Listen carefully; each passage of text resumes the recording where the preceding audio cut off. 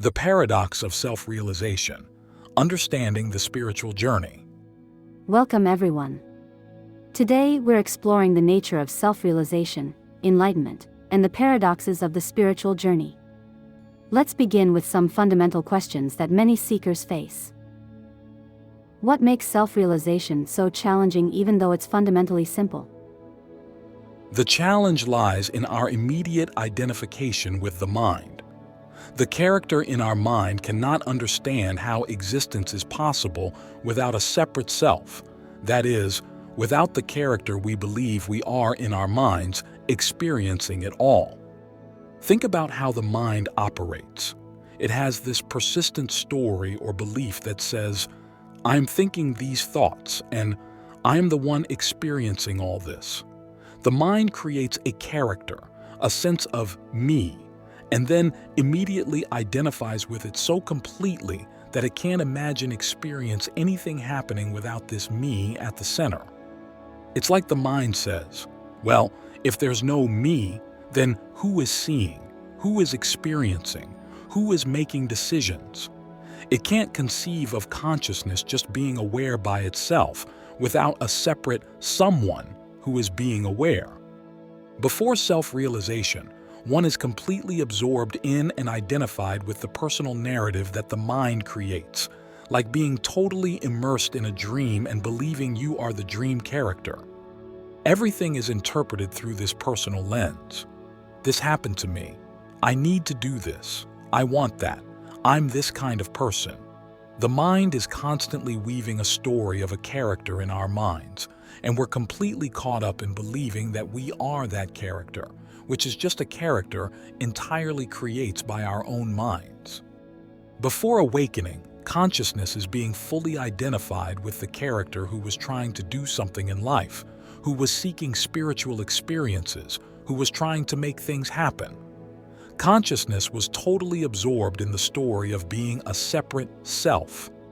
Just as a dream character is completely convinced of its reality until awakening happens, we're completely convinced we are this separate self until there's a recognition of our true nature as consciousness. Before awakening, even basic experiences like having a cup of coffee become personal stories. I'm enjoying this coffee. I need this coffee to wake up, rather than simply observing the coffee and drinking happening in consciousness. Yet, the truth is very simple. We are the consciousness in which all experiences, including thoughts and the sense of self, appear. There is no one in our mind thinking. Our thoughts arise from our tendencies and social conditioning. A decision we make is nothing more than a thought, an idea that pops up in the mind, and the body just follows through with action. Even after deep spiritual experiences, the mind will keep coming back trying to understand and claim the experience for itself. The character in the mind is so convinced of its own reality that it can't imagine its own absence. After profound spiritual experiences or glimpses of our true nature, something fascinating happens. The mind tries to make sense of what occurred by creating a new story about it. This very act of trying to understand and interpret the experience becomes a subtle way for the ego to re-establish itself. The ego's return often takes more sophisticated forms. It becomes the one who had the spiritual experience. It turns into the awakened person or the spiritual seeker. The ego creates complex interpretations and frameworks to explain what happened. It seeks validation through spiritual texts and teachings.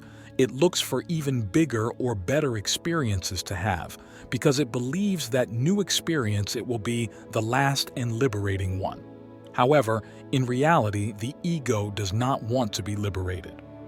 The character in our mind cannot conceive of its own non-existence. Even after experiencing states where the sense of separate self, the character we believe we are in our minds dissolves completely. The mind tries to maintain continuity by creating narratives about what happened, claiming ownership of the experience, using the experience to enhance its spiritual identity, and seeking understanding through concepts and frameworks. The fundamental difficulty lies in this. The very thing that needs to be seen through, the illusory self, is trying to understand its own illusory nature.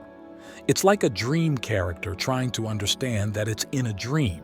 The very act of trying to understand maintains the seeming reality of the character. True recognition doesn't come through the mind's understanding, but through seeing that what we are, consciousness, is prior to and independent of all experiences, including spiritual ones. The mind can never grasp this because it's trying to use thought to understand what is beyond thought. Rather than fighting this tendency of the mind to return and create stories, we can recognize these attempts at understanding as more appearances in consciousness. Allow the mind to do what it does naturally without believing its interpretations. Rest in the simple knowing of our true nature as consciousness itself. Let life unfold naturally, without the burden of maintaining a spiritual identity. The freedom isn't in getting rid of the mind's activity, but in seeing that we are the awareness in which all activities, including the mind's attempts to understand, appear and disappear. Can you explain how our actions and decisions really happen? What we call our decisions are really just patterns playing out through the body-mind system. Take any experience you had when you achieved something in your life. No separate you made it happen. You picked up an idea from the environment, or the idea popped up from past conditioning. This aligns with what scientists like Robert Sapolsky have shown. What we call free will is really the result of countless factors beyond our control. What role does spiritual seeking play if there's no separate self doing the seeking? The seeking itself is consciousness exploring itself through these patterns of seeking. Even the burning desire for truth isn't something we consciously create. It arises from conditioning, circumstances, and inherent tendencies. Yes, but some teachers say we need to try to find enlightenment. Yes, the ego must try. The ego must exhaust itself in trying to become enlightened before it can recognize its own impossibility. It's like a dream character trying so hard that he eventually wakes up. The spiritual search contains a fascinating paradox. The very thing that prevents enlightenment, the ego, must engage in seeking enlightenment until it recognizes its own impossibility. It's like a knot that must keep trying to untie itself until it realizes it's just a pattern of rope. The ego's attempts at enlightenment serve several crucial functions. These functions reveal the futility of seeking what we already are. They demonstrate the impossibility of a separate self becoming enlightened. They exhaust the mind's strategies for maintaining separation. And finally, they show that no amount of spiritual effort can bridge an imaginary gap. Like a dream character becoming increasingly desperate to wake up. The more it tries, the more it runs into the limitations of being a dream figure. Eventually, the very intensity of its seeking creates the conditions for awakening. The awakening happens not through the character's success, but through seeing its fundamental unreality. This exhaustion typically unfolds through several stages. At first, there is an initial enthusiasm in spiritual seeking. Then, there is accumulation of spiritual knowledge and practices. After that, the ego is increasingly making sophisticated attempts at enlightenment. However, slowly, growing frustration with lack of permanent results occurs. That creates despair at the impossibility of the task to be enlightened. Finally, the natural collapse of the seeking ego mechanism occurs. What makes this process necessary is that the ego must discover enlightenment through its own experience. The ego discovers that no action it can take will lead to enlightenment, that its very existence is the imagined barrier to what's always already true, that enlightenment isn't something to be achieved, but enlightenment is just the recognition of what already is, and that the seeker, the ego self itself, is what needs to be seen through. The ego realizes that it does not exist, and the true self shines. How does Kundalini Awakening relate to self-realization? In my experience, the Kundalini Awakening came after I had stopped trying so hard when I simply started meditating. However, this was just the beginning. The ego came back in a more sophisticated form, more intellectual, more spiritual. It wasn't until encountering non-dual teachings years later that clear seeing happened. The Kundalini experience dissolved much of the ego, but complete self-realization required seeing through the subtler spiritual ego that emerged afterward. The only way to dissolve ignorance is through knowledge. Knowledge that the character we think we are is just an illusion and realization of our true self being our awareness of the knowing or consciousness of our existence. What's the difference between devotional paths and direct non-dual teaching? While devotional, bhakti approaches like Orthodox Christianity can bring profound spiritual experiences, they often maintain the sense of a separate self who is having these experiences. The direct path of non-duality addresses the core illusion of separation itself.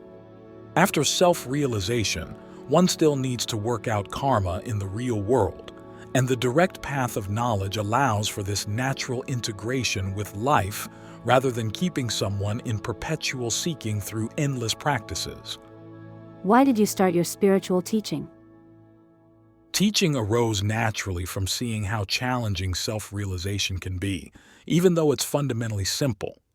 Every self-realized person has something unique to contribute, a certain angle of seeing the truth.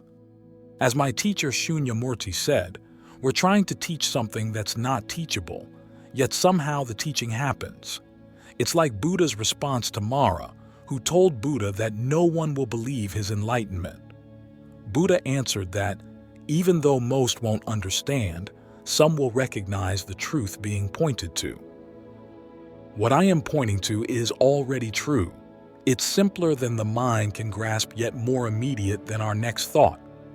Thank you for joining me in this exploration. Created by Elias Stasinos. If you found the video useful, like and subscribe.